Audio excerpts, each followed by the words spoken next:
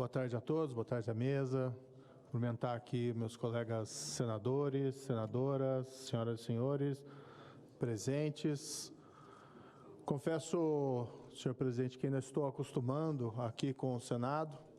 Essa é a primeira vez que eu ocupo a tribuna e voltarei cada vez mais constantemente para prestar contas do meu mandato. Eu fui eleito com um mandato muito claro e simples. Embora não seja um senador que irá apenas bater numa tecla, mas eu fui eleito com um mandato específico da população paranaense de defender o combate à corrupção, de combater os retrocessos que nós vimos nos últimos anos. Avançamos muito durante a Operação Lava Jato, mas infelizmente nos últimos anos vimos retrocessos e precisamos retomar esse combate. A corrupção ela enfraquece a economia, torna ela menos eficiente, não só pela questão dos desvios dos recursos públicos, mas também por gerar muitas vezes aquele fenômeno que a gente chama do capitalismo do compadrio. Do outro lado, a corrupção também erosiona a confiança que as pessoas têm na democracia. Muito do que explica o surgimento de regimes autoritários ou desconfiança mesmo na democracia vem de um certo sentimento por parte dos representados de que os representantes não mais buscam o bem comum, o interesse comum, mas sim o interesse próprio. Mas eu vim hoje nessa tribuna em especial, na linha dessa defesa das pautas do meu mandato, para fazer um elogio à atitude que foi tomada na última semana pelo ministro André Mendonça, do Supremo Tribunal Federal. O PCdoB, no final do ano passado, ingressou com uma ação reclamando a inconstitucionalidade da lei das estatais. Para quem não se recorda, a lei das estatais foi aprovada em 2016, na esteira das revelações feitas pela Operação Lava Jato, em que foi possível constatar, com todas as provas robustas, de que aquela prática do loteamento político desenfreado da administração pública direta e indireta acaba gerando oportunidades espúrias e pessoas mal intencionadas desviaram, sim, bilhões de reais dos cofres públicos. A exemplificar, a Petrobras, e esse é um fato por ela divulgado como público no mercado de ações, já anunciou que recuperou mais de 6 bilhões de reais só por conta das investigações da Operação Lava Jato. Mas mesmo assim, mesmo diante de todos os males revelados por essa ocupação dos cargos públicos por critérios políticos partidários, mesmo com a aprovação da lei das estatais em 2016, um ato absolutamente meritório do Congresso Nacional, inclusive dessa Casa do Senado, foi proposta essa ação de inconstitucionalidade.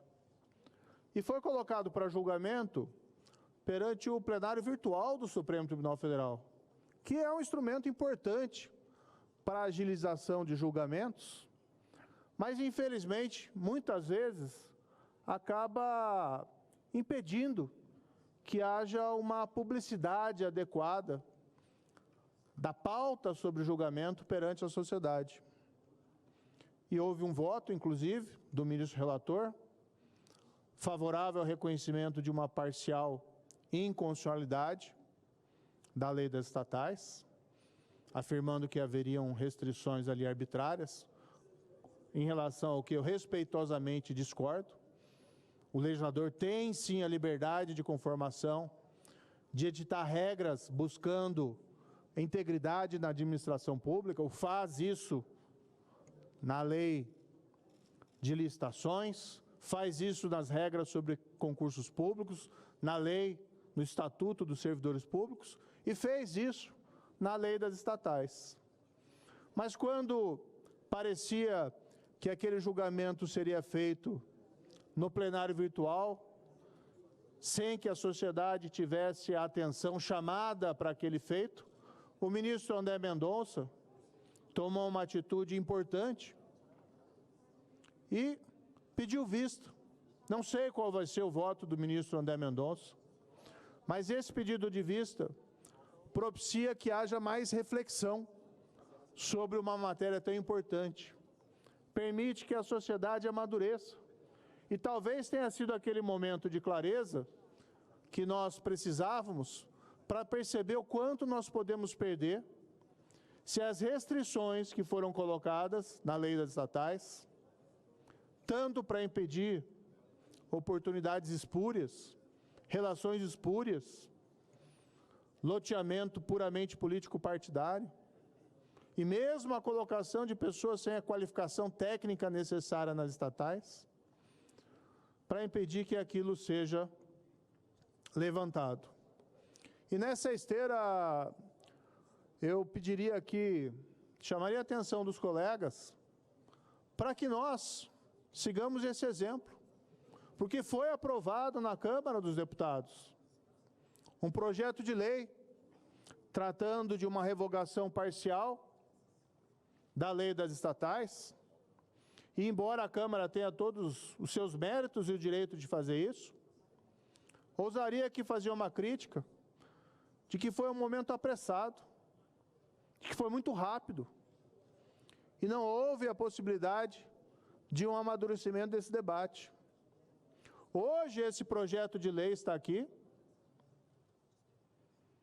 no Senado Federal, e aqui, senhor presidente Rodrigo Pacheco, eu rogaria respeitosamente que nós, se formos deliberar por alguma alteração da lei das estatais, que esse projeto de lei aprovado na Câmara não tenha um trâmite assodado, como foi, que nós possamos fazer como fez o ministro André Mendonça e dar um passo atrás.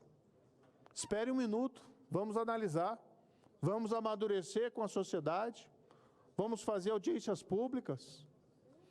E eu pediria, solicitaria, sugeriria respeitosamente, humildemente, presidente, que esse projeto passasse nas comissões temáticas, tanto na CAI, como igualmente na Comissão de Constituição e Justiça, para que, se nós formos, de fato, tomar esse passo, em relação ao qual eu particularmente discordo, de levantar as restrições que foram colocadas pelo legislador em 2016, que o façamos com amplo debate na sociedade e amplo debate entre nós, para que nós não criemos as oportunidades e as condições para que nós possamos adiante descobrir que fomos responsáveis por recolocar aqueles escândalos de corrupção na administração pública indireta e nas nossas estatais.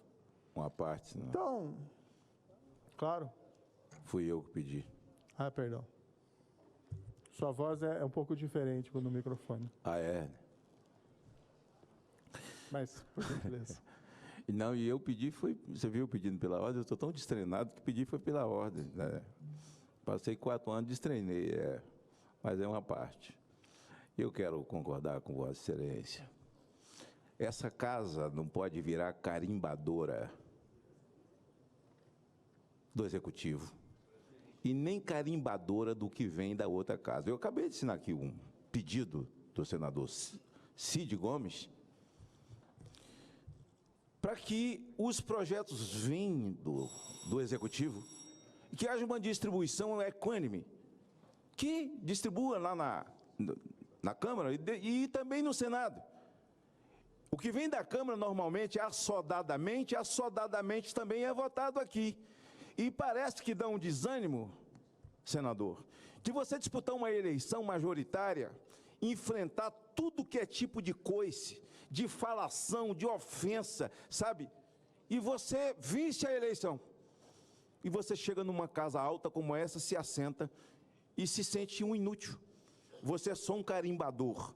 E o pior, quando aproxima-se o processo onde vai se dar o recesso parlamentar, tem o chamado esforço concentrado. E aí, bota tudo num bolo só, e aí você acaba votando até o que tu não sabe. Até o que tu não sabe. Então, esse seu pedido ao presidente Pacheco, e eu também faço o pedido, aliás,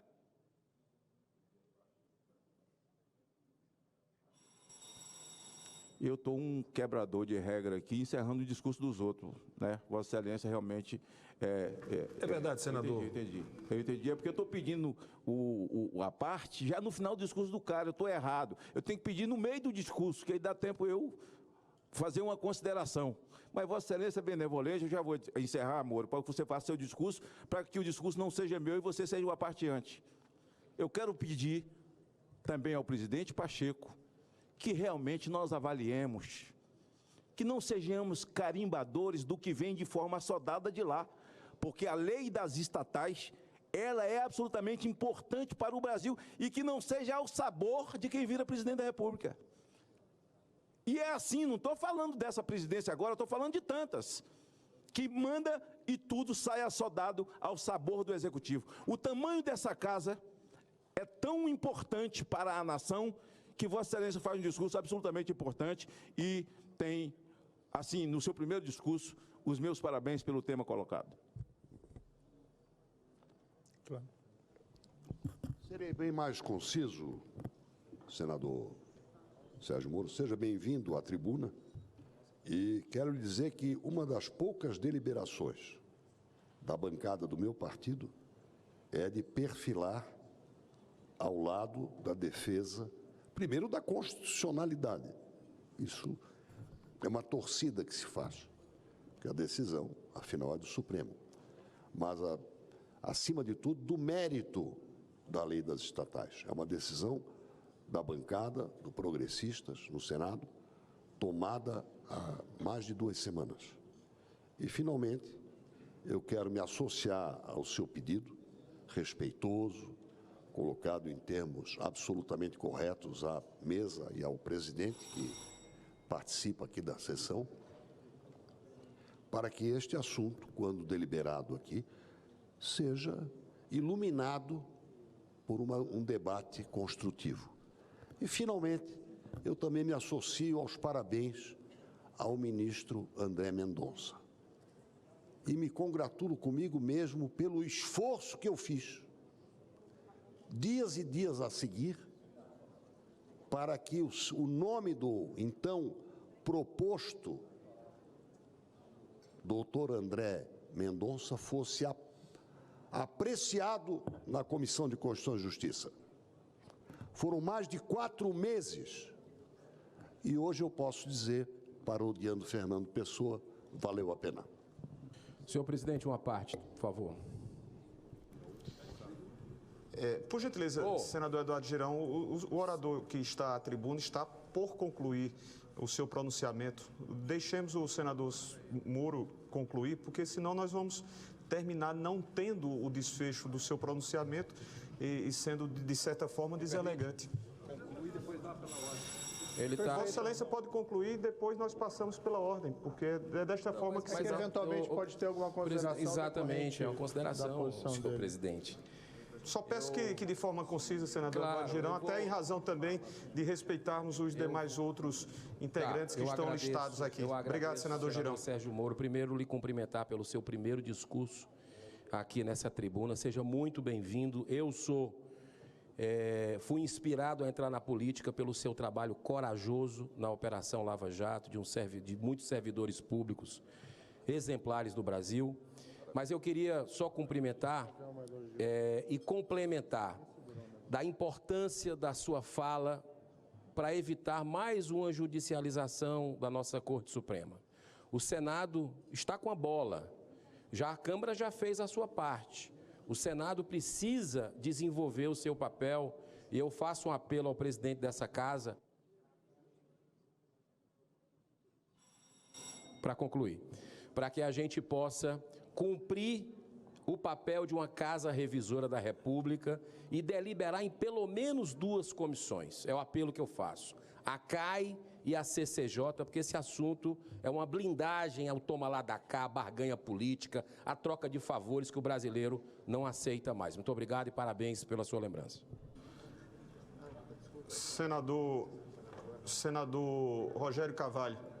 Eu queria, presidente, concordar que a gente precisa coibir a corrupção, inclusive a corrupção praticada por magistrados, quando no exercício da sua função. Notadamente, nós sabemos do caso que foi a anulação de todas as condenações do presidente Lula. E me parece que houve um caso de corrupção ao julgar o presidente Lula e, portanto, isso também precisa ser avaliado, precisa ser escaneado, porque esse tipo de prática do judiciário nunca mais esse país pode viver, porque isso levou a essa aventura autoritária, essa tentativa de golpe que nós vimos no dia 8 de janeiro, decorrente da intervenção criminosa, da atuação criminosa de um juiz na perseguição a líderes políticos e à política. Quero concluir dizendo outra coisa. Quem vai ao Banco Central não precisa de quarentena. Ele ainda está empregado e participa da sabatina e só se desincompatibiliza ou se demite da função para entrar no Banco Central quando é aprovado pela Comissão de Assuntos Econômicos. Portanto, nós não podemos criminalizar a política, porque a criminalização da política, a consequência é o autoritarismo e regimes totalitários, que foi o que pretenderam fazer no Brasil no dia 8 de janeiro deste ano. Um golpe que estava sendo urdido e que tem o seu nascedouro na prática incomum e deletéria do judiciário ou de membros do judiciário contra a democracia e contra o Estado democrático de direito. Não, eu repudio as suas palavras, desculpe, senador. Peço à mesa, inclusive, que o senador aqui está quase me acusando de corrupção. Quem gerou esses problemas todos foi a corrupção do seu partido, senador, desculpe. E nós combatemos essa corrupção.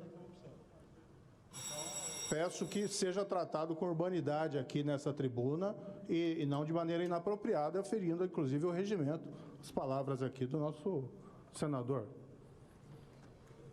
Eu peço respeito quando estou na tribuna e peço que não seja acusado Eu pedi pela ordem, foi isso que eu pedi. Então, eu também não posso ficar aqui achando que Vossa Excelência pode falar de corrupção. O senhor destruiu milhares de empregos, Vossa Excelência julgou, todos os processos que Vossa Excelência julgou foram anulados e isso gerou a cassação dos direitos políticos de um presidente. O senhor virou ministro do presidente que ganhou a eleição. Isso não é corrupção. Se o senhor quiser me acusar num comitê de ética ou coisa parecida, pelo amor de Deus, acho que está inapropriado. O senhor está violando. Dessa vez aqui está violando o regimento. Senador Rogério, senador Sérgio Moro, por gentileza, só para que nós retomemos aqui a normalidade, e esse é o nosso propósito. Vossa Excelência estava discorrendo no seu pronunciamento de 10 minutos e ainda restavam 2 minutos e 32 segundos quando Vossa Excelência anuiu com o pedido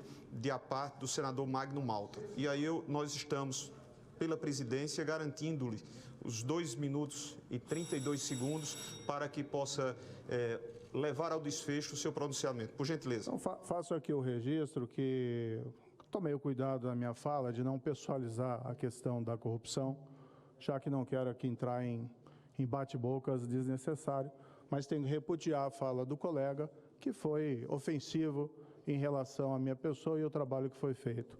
Quem gerou as oportunidades autoritárias, infelizmente, foi a corrupção dos governos anteriores, que acabaram gerando essas tentações e essa descrença na democracia. Mas aí que nós temos, inclusive, o exemplo que veio o Congresso Nacional em 2016. A Câmara dos Deputados e o Senado Federal deram uma resposta importante àqueles escândalos de corrupção, que foi a lei das estatais. Criar os mecanismos preventivos para evitar que nomeações puramente político-partidárias pudessem gerar relações espúrias e colocação de pessoas desqualificadas no quadro das estatais. Lembro aqui um tesoureiro do PT que foi nomeado conselheiro da Itaipu, que talvez seja até uma boa pessoa, pessoalmente, embora fosse acusado de crimes, mas não tinha ali qualificação para preencher esse quadro. Então, o que eu faço aqui nesse momento é elogiar essa ação do Congresso, que aprovou a lei das estatais, elogiei o voto do ministro André Mendonça, e aqui tomo a liberdade, presidente Pacheco, de elogiá-lo também, porque quando foi aprovado esse projeto na Câmara, a toque de caixa, e enviado ao Senado, Vossa Excelência teve a serenidade e a tranquilidade de colocar isso no seu leito próprio e não colocar isso para ser votado assodadamente, desprotegendo a sociedade. E não se trata de criminalização da política. O que existe, infelizmente, dentro da política são poucos indivíduos, mas que muitas vezes a desonram praticando crimes. E quando se estabelecem algumas regras de prevenção, não se joga uma pecha de desconfiança sobre os políticos. A própria Constituição Federal, no artigo 54, tem previsão de restrições ao que os parlamentares podem e não podem fazer. Por exemplo, não pode contratar com a administração pública direta ou indireta, salvo se for aqueles contratos padrões. E ninguém jamais vai afirmar que esse artigo criminaliza a política. Eu já finalizo. Apenas colocar regras para prevenir situações que possam gerar relações espúrias. E é a mesma coisa o que faz a lei das estatais. Diante de lições da história, que revelaram que o loteamento político partidário das estatais geraram oportunidades para o maior escândalo de corrupção da história do Brasil. E seria uma lástima que nós, eventualmente, e não acredito que faremos isso, levantássemos essas restrições sem que houvesse um debate sereno, saudável, aberto à sociedade, para que, se for realizar qualquer alteração na lei das estatais, que seja para fortalecê-la e não para enfraquecer a sociedade. Muito obrigado. Obrigado, senador Moro. Nós